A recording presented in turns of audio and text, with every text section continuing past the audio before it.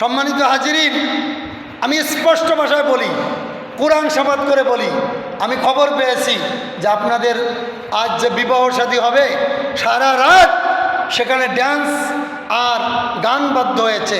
আল্লাহি কোরআন শপথ করে বলি, আমি আপনাদের ইমাম হিসেবে আমি এই বিয়ে পড়াবো না। আপনারা অন্য হুজুর দিয়ে বিয়ে পড়াবেন, আমি একটা কোরআন ধরে বললাম আমি আজ এই বিবাহ পড়াবো না।